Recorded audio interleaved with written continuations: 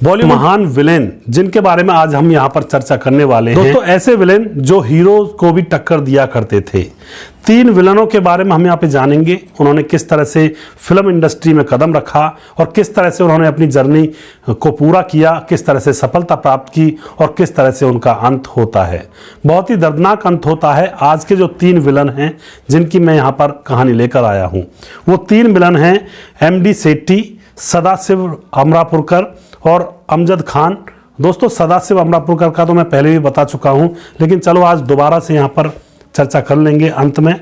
तो सबसे पहले यहां पे बारी आती है MD सेठी, जिसको लोग सेठी के नाम से भी जाना करते थे। जब हम छोटे थे, जैसे ये एक्टर पर्दे पर आया करते थे तो सभी लोग कहने लगते थे कि सेठी सेठी आ गए, सेठी आ गए। तो सेठी के नाम से ज्यादातर इनको जाना जाता था। दोस्तों MD सेठी 70 के दशक के बहुत ही एक धुले और मंजे हुए कलाकार थे, जो फिल्मी दुनिया पर राज किया करते थे बॉलीवुड में, और जिनका एक तरह से कहते हैं लोहा माना जाता था, जो कि बहुत ही अच्छे कलाकार थे। सेठी जैसा एक्टर और स्टंट डायरेक्टर ना आज तक कभी हुआ है और ना ही शायद आगे तक होगा। दोस्तों ये हीरो पर भी भारी पड़ जाया करते थे, इतनी अच्छी कलाकारी और अदाकारी यहाँ पर किया करते थे।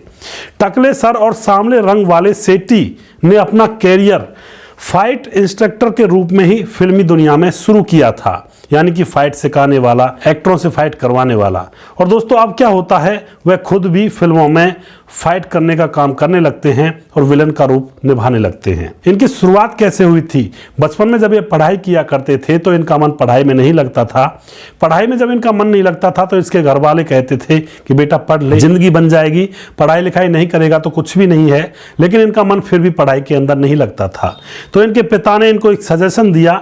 इनके पिता ने कहा कि ऐसा करो, तुम मुंबई चले जाओ और वहां पर कुछ छोटी मोटी जॉब कर लो और अपना गुजर बसर करने लगो, और दुनिया को देखोगे तो पता चलेगा पढ़ाई लिखाई की और काम की अहमियत क्या होती है। तो यह काम के लिए दिल्ली आ जाते हैं और एक होटल में वेटर का काम करने लगते हैं। लेकिन दोस्तों जिनकी मंजिल कुछ और होती है वो दूसरे पायदान पर नहीं टिका करते हैं। वेटर की नौकरी में इनका मन नहीं लगता है, तो यह वहीं पर बॉक्सिंग वगैरह सीखने लगते हैं और फिर बॉक्सिंग करने लगते हैं। कई टूर्नामेंट यह जीतते हैं, कई टूर्नामेंट्स में इनको अवार्ड वगैरह मिलते हैं, और अवार्ड मिलने के बाद अब यह बॉलीवुड में चले जाते हैं। बॉलीवुड में ये एक्शन सिखाने लगते हैं हीरोज को। एक्शन मतलब जो फाइटिंग सीन होते हैं उनमें एक्शन सिखाते हैं और खुद भी वहां पर विलेन का रोल करने लगते हैं। दोस्तों कुछ ही दिनों के बाद ये इतने मशहूर हो जाते हैं कि यह एक्टरों पर भी भारी पड़ने लगते हैं। लोग इन्हें चाहने लगते हैं और लोग इनकी मूवीज देखना पसंद करने लगते हैं। और इनका काम भी बड़ा बेहतरीन होता है। जो इनकी फाइटिंग होती है बड़े ही ऊंचे दर्जे की मानी जाती थी उस समय में। इनकी जो मौत होती है वह बहुत ही दर्दनाक होती है। दोस्तों ये एक्टिंग करते करते शराब पीने लगे थे, जैसे पार्टियों में जाना, यार दोस्तों के साथ बैठना, मौज मस्ती करना। धीरे धीरे मौज मस्ती कुछ ज़्यादा होने लगती है और अब यह शराब ज़्यादा पीने लगते हैं, शराब के आदी हो जाते हैं। शराब ज़्यादा पीने की वजह से इनका शरीर बहुत ज़्यादा दुबला पतला हो जाता है और फिर दोस्तों एक दिन घर के ही अंदर यह फर्श पर फिसल जाते हैं। शरीर कमजोर पहले ही हो चुका था, ऊपर से इनको चोट लग जाती है और फिर दोस्तों यह हॉस्पिटल में इनका इलाज चलता है। लेकिन अब यह दोबारा से रीग्रो नहीं हो पाते हैं, यानी कि ठीक नहीं हो पाते हैं। और 1938 में पैदा हुए MD सेठी 1982 में यह इस दुनिया को छोड़कर हमसे अलविदा ले लेते हैं और सिर्फ 44 साल की उम्र में ही इस दुनिया को छोड़कर यह चले जाते हैं। दोस्तों यहाँ पर जो इन्होंने शराब की लत अपने ऊपर लगाई थी यह बहुत गलत थी। इनके पास पैसा भी काफ़ी हो चुका था, नामी गिरामी हस्ती बन चुके थे, लेकिन एक शराब की वजह से इनको जिंदगी में बहुत जल्दी परमात्मा के पास जाना पड़ गया। दोस्तों अब बारी आती है अमजद खान की। अमजद खान जिनको आप जानते होंगे, जिनकी बहुत ही महत्वपूर्ण भूमिकाएं बॉलीवुड के अंदर निभाई गई हैं। फिल्म शोले के अंदर भी आपने देखा होगा, गब्बर का जो रोल था वह अमजद खान जी ने निभाया था। बहुत ही प्रसिद्ध डायलॉग थे और बहुत ही ऐसी जो पॉपुलर फिल्में हैं जिनमें इन्होंने एक जानदार और शानदार किरदार निभाए हैं। अमजद खान की जो विलेन करने की जो अदाकारी थी वो बहुत सारे लोगों में बहुत ही कम थी, इनमें ही एक अलग से वह खूबी थी।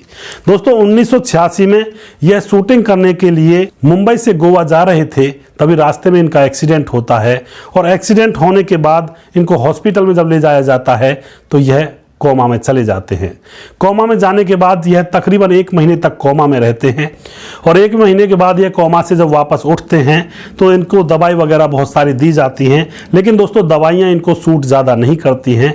तो जैसे दवाइयाँ इनके शरीर को सूट नहीं करती हैं तो इनका वजन बढ़ने लगता है और वजन बढ़ने की वजह से इनको बहुत सारी बीमारियाँ लग जाती हैं और बीमारियों से यह घिर जाते हैं। दोस्तों बीमारियों को झेलते झेलते 27 जुलाई 1992 में इनको एक दिल का दौरा पड़ता है और दिल का दौरा पड़ने की वजह से यह 70 साल की उम्र में ही भगवान के प्यारे हो जाते हैं, यानी कि इस दुनिया को छोड़कर चले जाते हैं। बहुत ही अच्छे कलाकार थे और इनकी जो एक्टिंग थी वह लोहा मनवा देने वाली एक्टिंग थी। हीरो के ऊपर भी भारी पड़ जाया करते थे। यह इस तरह की विलेन की यहाँ पर एक्टिंग किया करते थे। दोस्तों यहाँ पर अगली बारी आती है सदाशिव अमरापुरकर की। सदाशिव अमरापुरकर जो कि 11 मई 1950 को जन्म हुआ था इनका, और दोस्तों ये बचपन से ही शुरू से ही एक्टिंग किया करते थे मराठी नाटकों में, और मराठी नाटकों में एक्टिंग करते करते अब यह फिल्मों में आ जाते हैं और इनकी पहली फिल्म होती है अर्ध सत्य, जिसमें यह विलेन का किरदार करते हैं और इतनी अच्छी तरह से विलेन की भूमिका निभाते हैं। इनको इनकी पहली फिल्म में इनको फिल्म फेयर का अवार्ड मिल जाता है। इससे इनकी और ज़्यादा पॉपुलरिटी होती है और इनके पास बहुत सारा काम आने लगता है। उसके बाद इन्होंने एक पॉपुलर फिल्म सड़क में भी काम किया था, जिसमें संजय दत्त इनके साथ थे। उसमें इन्होंने महारानी का किरदार निभाया था, जो कि एक किन्नर का रोल था। उसमें भी इन्होंने इस तरह से रोल किया था कि वहाँ पर भी ये फिल्म फेयर अवार्ड को मार ले आए थे, यानी कि फिल्म फेयर अवार्ड को अपने हक में इन्होंने कर लिया था। दोस्तों विलेन के रोल में ये इतना रम जाते थे कि यह हीरो के ऊपर भी भारी पड़ जाया करते थे, और जो धर्मेंद्र जी हैं वो इनको अपने लिए शुभ माना करते थे, इसलिए उन्होंने तकरीबन इनके साथ 10 से 11 फिल्में की थी। दोस्तों सदाशिव अमरापुरकर जो कि विलेन के रोल में और कॉमेडी के रोल में जान डाल दिया करते थे, लेकिन दोस्तों इनका जो अंत होता है बहुत ही दर्दनाक होता है। इनको फेफड़ों की गंभीर बीमारी लग जाती है और गंभीर बीमारी लगने की वजह से इनको सांस आने में दिक्कत होने लगती है। धीरे धीरे जब सांस की प्रॉब्लम इनको बढ़ने लगती है तो फिल्मी दुनिया से यह ब्रेक ले लेते हैं और अब ज़्यादातर समय अपना घर पर ही गुजारने लगते हैं।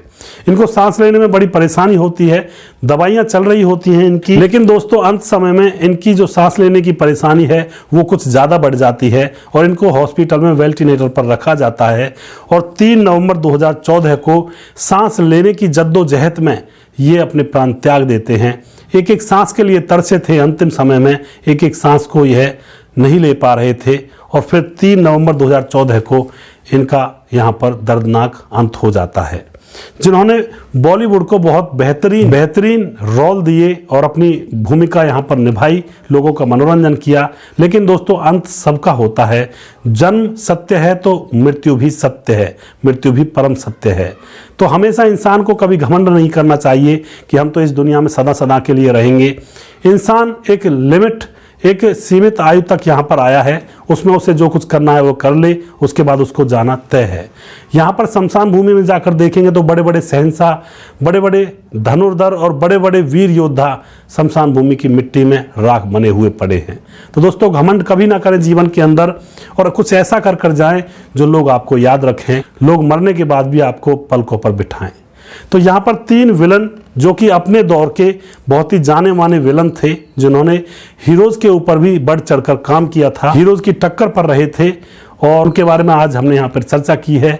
और इसी तरह के वीडियोज में यहाँ पर लेकर आता हूँ फिल्मी दुनिया से संबंधित और फिल्मी कलाकारों से संबंधित, किसने किस तरह से कामयाबी प्राप्त की और किस तरह से अपने जीवन को गुजारा।